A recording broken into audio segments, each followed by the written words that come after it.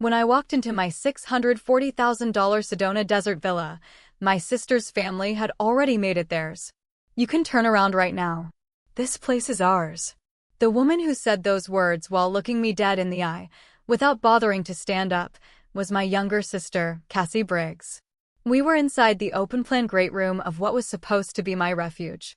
She was lounging across my new sectional like a guest at a resort she had already paid for. Her husband, Trevor, was leaning against my kitchen island, a beer in one hand. Their two children were chasing each other across the polished concrete floor, dragging the embroidered runner I had ordered from a small studio in Santa Fe behind them like a parade banner. Empty fast food bags and crushed juice boxes lay across the long pine dining table I had not yet sat at even once. This place was supposed to be the embodiment of every promise I had made to myself across 10 years of fluorescent-lit nights. But it had been reduced to a trampled, occupied territory. Just a few hours earlier, I had been on the verge of one of the brightest moments of my life. After 10 years of grinding through the Boston biotech industry, I had finally earned this refuge. A mid-century desert villa carved into the red rocks just outside Sedona, Arizona, that was meant to be the one place on Earth where I could finally exhale. It was not merely a building. It was the proof of every weekend I had given up, paid for in full with my own name on the deed. That morning, I had finished the closing paperwork at the title office and walked out into the high desert sun. The cool weight of the brand new keys still rested in the side pocket of my linen jacket. I was driving up the unpaved access road alone, planning my first night down to the smallest detail. A simple meal. A single glass of wine on the patio. The mesa at sunset. No noise. No phone. No one's needs but my own, for the first time in as long as I could remember. But the moment I rounded the final bend into the private drive, my heart leapt with a sickening thud. A dust-streaked white SUV I had never seen before was parked sideways across the gravel turnaround, blocking the garage entirely. A child's scooter lay abandoned in the middle of the drive. I hoped, for the briefest second, that the realtor had given the address to the wrong family by mistake. But that hope shattered the moment I climbed the stone steps. The patio slider on the side of the house, which should have been firmly latched, was hanging open by half a foot, its track scarred where something flat had been jammed into the frame to lift it free. Holding my breath, I listened. What I heard from inside was unmistakable. My sister's high, theatrical laugh, layered over my brother-in-law's loose, beer-blurred voice, and the shrieks of children who had been allowed to do whatever they wanted for hours. If losing all sense of reason has a definition, this was surely it. I felt the blood in my body surge backward, and my fingertips went cold even in the desert heat. Even so, with hands that no longer felt entirely my own, I pushed the front door fully open and stepped inside. The polished concrete crackled under my heel as I crushed an empty bag of pretzels someone had dropped in the entryway. That small sound made the noisy great room fall silent, as if someone had cut the power. Before we go on, please subscribe and like this video, my dear listeners. Your support motivates me to tell even more engaging stories. Trevor slowly lifted his eyes from his phone, a deep crease forming between his brows, as though I were the one who had walked into a stranger's house, and not the other way around. "Naomi." The first to speak was Cassie. Her face shifted into a smile that looked as if she were openly belittling me. "Wow. Look who finally decided to show up at her own house. The lady of the manor." She unfolded herself from the sectional theatrically and spread her arms wide. "Don't be like that, Nay. Trev and I were going to set up a whole little welcome thing for you. We got here a tiny bit ahead of schedule. That's all." A welcome thing. The words came out of my mouth so faintly I could barely hear them myself. The chaos unfolding in front of me had absolutely no connection to her explanation. At that moment, Trevor pushed himself off the island and stepped between me and the rest of the room, blocking my path. "Come on, Cass. Don't undersell it," he said, flashing that easy grin he had been wearing in every Christmas photo for the past 9 years. "It's bigger than a welcome thing, right?" He tilted his beer toward the back of the great room. "Look, Nay. As of today, this place is the family house. Family pulls together." I asked in a voice trembling with barely contained shock. I haven't told a single person about this house. So how did you even find out about this place? How did you get this address? At my question, Cassie smiled triumphantly, as if she had been waiting for this moment. Oh, nay. Bless. Mom told us, of course. She was so proud of her clever, hard-working daughter buying herself a piece of the desert. And then a couple of days ago, she posted that gorgeous photo on Instagram, you know the one. Sunset on the patio, captioned, "Watching the rocks turn gold." Sweet caption, completely useless geography skills. Cathedral Rock is right there in the corner. You can match the angle to a road in about 90 seconds with Google Maps. Mom posted that, I said quietly. MHM. And how did you get inside? I have the only set of keys. This time it was Trevor who took over, puffing his chest out as if breaking and entering were a personal achievement. The slider on the side patio. The cleaner left it on the latch instead of the lock. I lifted the panel off the bottom track with a putty knife from my truck. Took maybe 20 seconds. Honestly, nay, your security here is basically non-existent. They had confessed everything with their own mouths, that they had used our mother's information and broken in illegally. Then, as if to finish me off, Cassie added more. That's just how it is, nay. We're family, aren't we? Your success, your assets, those belong to all of us as a family. Helping each other in times of trouble is normal, right? You're always working so hard, poor thing. So Trev and I are going to make good use of this place for you. Isn't that what real family is for? The moment I heard those words, something inside me snapped with a sharp, unmistakable sound. A dam of emotions I had suppressed deep in my heart for years burst open. Anger, sorrow, and above all, overwhelming despair. They had trampled on my effort, my dignity, and my dreams with complete disregard. And they were trying to justify all of it with the word family. Strangely, the rage that had been burning so fiercely inside me faded away like receding tides, and instead my mind became sharply clear. The two people standing in front of me were no longer my sister and her husband. They were nothing more than intruders trying to steal my property and my dignity. I drew in a slow breath, and in a voice so calm it surprised even me, I asked them a question. Make good use of it, you say? How thoughtful. Why don't you tell me in detail exactly how you plan to make good use of it? My unexpectedly calm tone made Cassie look momentarily unsettled, but she must have mistaken it for complete submission. She quickly regained her smug smile and signaled to Trevor beside her. He took the cue eagerly. Isn't it obvious? Letting a private Red Rock property like this sit empty is something an idiot would do. I did the math. Peak season, you can charge $2,200 a night easy and stay fully booked. I already made the Airbnb page and listed it. Since it's in your name, the verification went through instantly. That's right, nay, Cassie continued with a dreamy expression. We already got several inquiries. We can live here whenever we want and earn passive income on the side. Now you can finally contribute something to the family. You should be thanking us. After they finished babbling about their illegal actions and shallow motives, I quietly opened my mouth. I see. So you've already listed it on Airbnb. I wonder if they noticed the small smile that pulled at the corner of my lips just then. Let me explain something to you, Cassie. Trevor. I stepped closer to them. Occupying someone else's home without the owner's permission and trying to profit from it is not called helping family. It is unlawful entry and attempted fraud. In other words, an undeniable crime. Crime? Trevor's tan drained out of his face in an instant. Beside him, Cassie screamed hysterically. What are you talking about, nay? Stop exaggerating. This is just a family matter. We're just borrowing the place. How on earth is that a crime? I spoke with genuine disbelief. You two have always been like this, using the word family as a shield while taking everything from me. My time, my money, even my kindness. But it ends today. From this moment on, you are no longer family. You're nothing but criminals. You ungrateful brat.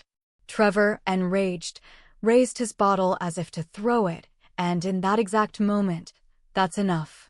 A low, commanding voice filled the room with such authority that it left no room for defiance. All of us instinctively turned our eyes toward the source. The front door, which had remained quietly shut behind me, slowly opened the rest of the way, and standing there was a man impeccably dressed in a tailored navy suit, staring at us without a single change in expression. He was my longtime friend and an exceptional attorney, Devin Park. Devin cast a cold glance at Trevor's raised bottle before speaking calmly yet unmistakably firmly. "I will not tolerate any threatening behavior toward my client." The air in the room froze instantly. At Devin's quiet warning, Trevor could not even lower the bottle in his hand, his body stiffening as if time itself had stopped. Cassie, unable to grasp who this suddenly appearing man in a suit was, simply looked back and forth between me and Devin in confusion. Devin paid no attention to either of them and stepped forward toward the center of the great room. He placed the slim leather attaché case onto the long pine table with a sharp, deliberate click. "Who the hell are you?" Trevor managed to squeeze out, his voice trembling. "Let me introduce him," I said. "This is my attorney, Devin Park." Cassie muttered blankly, "An attorney? Just now, the two of you have admitted to committing serious criminal acts with your own mouths. All of it has been recorded." As he said this, Devin lightly tapped the breast pocket of his suit. There, the small recording device's indicator light glowed red. The blood drained from Cassie's face. "First, Mrs. Briggs, you identified this address from photos posted by your mother on Instagram and came here without the permission of the owner, Ms. Naomi Briggs. This may constitute a violation of privacy. Next, Mr. Briggs, you used a putty knife to lift the patio slider off its track and unlawfully entered the property. This constitutes criminal trespassing." Devin paused. Then he opened the attaché case and slid a sheet of paper across the table. "Here is the Airbnb listing page created under the account of Mr. Trevor Briggs, as well as the direct message records exchanged by Mrs. Cassie Briggs with her acquaintances on social media." Printed there in painfully clear text were the words Cassie had sent to her friend. "Sis is just my workaholic robot sister who's never going to use the place anyway. We deserve it more than she does. Free Airbnb, baby." And then there was the printed Airbnb page, Trevor's grinning gym selfie profile photo, and shameless promotional phrases like "Private Red Rock Sanctuary." "That was just a joke," Cassie tried to excuse herself in a frail voice, but Devin dismissed her coldly. "No one attempts to rent out someone else's home as a joke. Your actions were deliberate and malicious. There is absolutely no room for excuses." Each of Devin's words cut into them like blades forged from the law. "No room for excuses," Cassie repeated his words in a daze, nearly collapsing to the floor. Trevor, his face bright red, attempted to shout something, but only incoherent growls came out. Above their heads, the word guilty might as well have been shining in bold letters. Looking down at the two of them coldly, I finally voiced the last question I had kept sealed deep in my heart. "How could you use our mother in this?" "What?" Cassie's head snapped up. "Mom's Instagram post. She simply wanted to share a beautiful view with everyone. And you used that to pinpoint the address and plan your little break-in. Using your own mother for a crime? Do you even have a conscience?" My words made Cassie's eyes widen. Perhaps she thought I was blaming our mother. But a moment later, her expression twisted, guilt transforming instantly into a self-righteous victim pretending outrage. "What are you talking about? Mom has always been on our side. I'm sure even this time she'd agree with us. It's wrong for Naomi to keep a place like this all to herself when Trev and I have 2 kids. She'd support our plan." Of course, she was still the same, twisting anything to justify herself. I let out a small deep sigh. "Devin, play the recordings." At my instruction, Devin nodded, pulled out his smartphone, and began playing an audio file. The voice that echoed from the speaker was a familiar, gentle one, threaded with the soft tremor of age. "Cassie, sweetheart. Yes, it's Mom. Yes, that's right, Naomi did buy a place. It's beautiful. Yes, in Sedona. The exact road? Oh, honey, I'm not sure about that. But I posted some photos from her patio on Instagram. They turned out so beautifully. Why don't you look at the pictures, and you'll see how happy she is." It was a recording from a few days ago of the phone conversation between Cassie and our mother. "How did you even get that phone recording?" Ignoring Cassie's shocked outcry, Devin played the next audio file. "Naomi, it's me. I just got off the phone with Cassie. Yes, everything is going according to plan. She took the bait without even thinking twice. She'll have the location pulled off the rocks in the corner of those photos by tomorrow morning. I'm sure of it. Are you sure about this, Mom? About backing them into a corner like this? The voice coming from the speaker was completely different from before, shaken by fear and guilt. And then came my own calm voice responding to her. Yes, Mom. Thank you. I won't hold back anymore. I won't let anyone make you cry over money ever again. I remembered that conversation as clearly as if it had happened yesterday. A few weeks earlier, my mother had called me crying. Cassie is asking me for money again. She said you turned her down. She said it's just until Trev's new gym opens. I don't know what to do anymore. Cassie had always been like that. From asking for spending money in school days, to her share of the down payment on her starter condo, to her wedding dress, to Trevor's last 3 business pivots that had gone nowhere, every major expense in her life had always been paid by our mother and me. After I became successful in recent years, all of Cassie's demands for money had been directed at me. But what would she do if I refused even once? She would always end up going to our mother, a retired school teacher living on a small pension in Vermont, and force her to hand over money. Even back when I was still a graduate student and unable to help much, Cassie had wrung tears out of her over and over again. I became the shield to protect the mother I loved from my sister's exploitation. That's why I kept sending money. I believed that quietly continuing to pay was the only way to preserve my mother's peace. But I had reached my limit. And when I refused to help this time, I knew that if Cassie went back to our mother, I had to set my plan into motion. Mom, let's end this. I'm going to break this rotten chain. I have a plan. And my voice replied firmly to my mother on the other side of the call. That's right. All of this had been a trap I had designed. The Instagram post had been a decoy planted by my mother and me. I predicted Cassie would take the bait and that she and Trevor would try to seize this villa. And my mother, after years of suffering under their demands, made the painful decision to cooperate with me so she could finally help save her own daughter. Cassie's face lost all expression. The one who had been betrayed was not me, but herself. That cruel truth had finally pierced her mind. She sat down on the floor as if her legs had simply forgotten how to hold her up. There was no longer a single trace of light in her eyes. Beside her, Trevor seemed still unable to fully grasp the situation, repeating only the words, "No, this can't be." I could almost see the fragile tower of dependency and exploitation they had built crumbling into dust.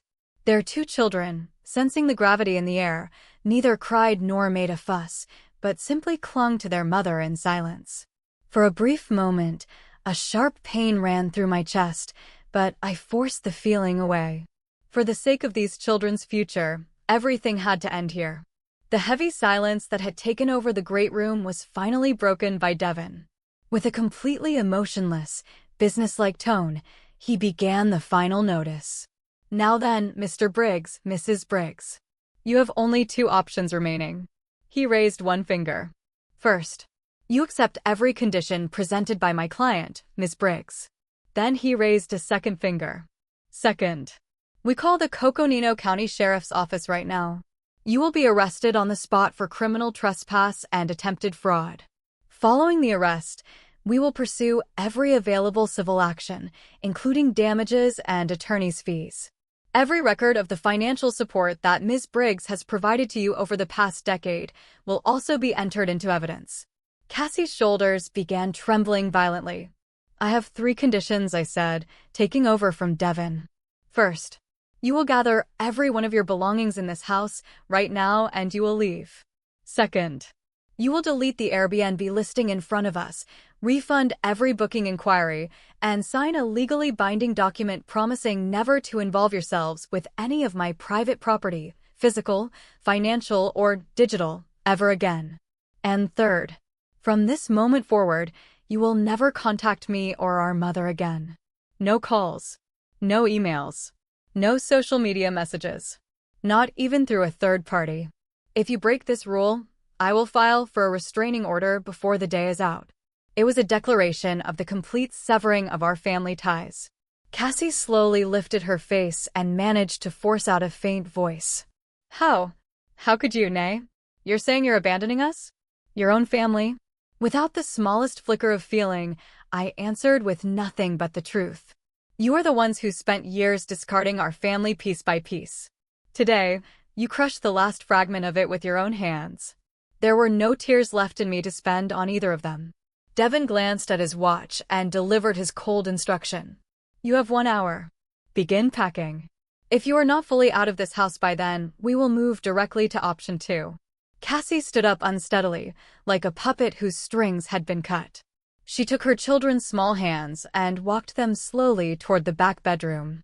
Trevor still glared at me as though there was something he wanted to say, but the moment Devin's gaze pierced him, he twisted his face in frustration and began shoving scattered belongings into duffel bags with violent, jerking movements. The hour that followed felt like a scene from a nightmare. The children cried quietly into their mother's shirt. Trevor breathed heavily, as if restraining himself from putting his fist through a wall. Cassie moved in silence, her hands working mechanically as if her soul had left her body. Eventually, when the bags were stuffed, Trevor shoved his laptop across the kitchen island toward Devin. Here. Fine. I'll delete it. That's what you want, isn't it? Devin and I watched every step as Trevor deleted the Airbnb listing. Once the screen confirmed listing removed, Devin placed the prepared documents and a pen onto the island. Sign here. This is a written pledge that you will never again contact Ms. Briggs, her property, or her mother, Mrs. Margaret Briggs. Snatching the pen, Trevor scrawled his signature with violent strokes. Cassie, with trembling hands, barely managed to write her own name. Everything was finally over. Dragging their luggage behind them, they walked toward the front door. I leaned against the door frame, silently listening as they loaded the white SUV and started the engine. The sound faded into the distance, leaving nothing behind but the small, perfect noises of the desert at dusk, wind moving through the juniper, a hawk's distant cry, the dry tick of cooling rocks. At last, true silence had returned to my sanctuary. But there was no time for sentiment. Devin. The arrangements? In response, Devin checked his phone and answered in his usual concise tone. Everything is on schedule. The locksmith's truck just turned off the highway. The security team will arrive 5 minutes after that. Just as he said, a white panel truck slowly entered the driveway. Ms. Naomi Briggs? That's me. We have been informed of everything by Attorney Devin Park. The man who stepped out of the truck nodded once and went straight to work without the slightest hesitation. The patio slider, the front door, the garage side entry, the back gate, every entry point Trevor had mocked as wide open was swiftly replaced with high-grade, pick-resistant electronic locks tied to a smart home hub. Next to arrive was a team of security system specialists. They installed motion-activated cameras on every corner of the property and configured the system so the footage would stream directly to my smartphone 24 hours a day. Every window was fitted with shock-sensing alarms that would blare loudly upon detecting any force. Just 2 hours later, my villa had transformed into an impenetrable stronghold that no one could physically breach. After seeing the workers off, Devin turned to me.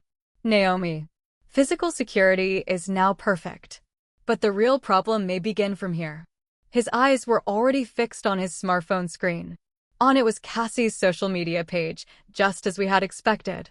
The post Devin showed me was almost beyond belief. It contained a selfie of Cassie with red, tear-swollen eyes, taken in the front seat of the white SUV. Attached to it was a long, dramatic caption playing the tragic heroine. I can't believe this. I was betrayed by my own sister. My family has nowhere to go tonight. It's terrifying how money can turn someone so heartless. The comment section overflowed with sympathetic messages from friends who had no idea what had actually happened. Cassie's tearful performance and the swarm of supportive replies. Most people would lose themselves in anger or panic at such a sight, but my heart remained strangely calm as I looked at the screen. Devin, look. She's trying to drown the truth beneath a flood of emotions. I spoke quietly to Devin standing beside me. If that's the case, then there's only one thing I need to do. I opened my laptop and brought up the screen for creating a new social media post. I didn't type excuses. I didn't write emotional words. I wrote only a short factual business-like message. Regarding the post by my younger sister Cassie Briggs, I am aware that it has caused many of you concern. However, the content of her statement greatly differs from the truth. To allow everyone to make a fair judgment, I will present only objective facts here. Then I attached several files to the post. The first was a PDF of the official Coconino County property deed, proving that I was the owner of the villa.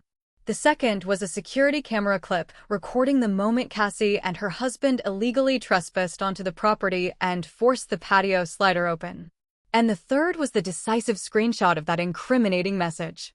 Sis is just my workaholic robot sister who's never going to use the place anyway. We deserve it more than she does. As the closing line of my post, I added the following. This is not an emotional dispute between family members. It is a matter of law and personal dignity. I do not wish to disclose further private information, so I will refrain from making additional comments regarding this issue. Thank you for your understanding. And without hesitation, I pressed the post button. All I had done was post the facts. Just a few minutes after I posted it, the sympathetic comments that had flooded Cassie's post abruptly stopped. In their place appeared voices of confusion and doubt. What? What is this supposed to mean? Is this security footage real? Free Airbnb, baby. Yeah, that's not okay. And once someone pasted a link to my post into Cassie's comment section, the tide shifted completely. Cassie's tearful selfie versus the cold, undeniable facts attached to my post. People immediately understood which weighed heavier. Sympathy transformed into condemnation. I can't believe she would do this to her own sister. I can't sympathize with this. This is straight up criminal. Accounts claiming to be Cassie's friends began deleting their comments one after another and fell silent. The tragic story she had constructed was completely dismantled in less than an hour. Months have passed since then. My home is now filled with peaceful, satisfying days. Recently, an aunt of mine reached out and told me how Cassie and Trevor were doing. The incident on social media had spread quickly through their suburban Vermont community as well. Once Cassie's lies were exposed, even the friends who had once defended her turned cold. Cassie's small lifestyle influencer account lost most of its followers within a week, and the boutique gym that had hired Trevor as head trainer let him go the moment his face appeared in the security clip. Unable to keep up with their condo payments, they eventually moved into a cramped 2-bedroom rental in a worse part of town. Trevor now picks up part-time delivery work, and Cassie has taken a register shift at a craft store chain. They're struggling financially in their small apartment, and from what my aunt said, they fight constantly. Even after hearing all of that, my heart felt strangely empty. There was no joy. There was no pity either. They were simply experiencing the consequences of their own choices. That was all. The other day, I invited my mother out to the villa. She stood in front of the great room window and quietly looked out at the red rocks without saying a word. The late afternoon light caught the cliffs, and her profile looked more peaceful than I had seen it in 20 years. Not once did Cassie's name come up in our conversation. It wasn't that we were intentionally avoiding it. It was simply that in our happy time together, the presence of those people was no longer necessary. There is no nostalgia for the past in my mind now, only endless possibilities and hope for the future.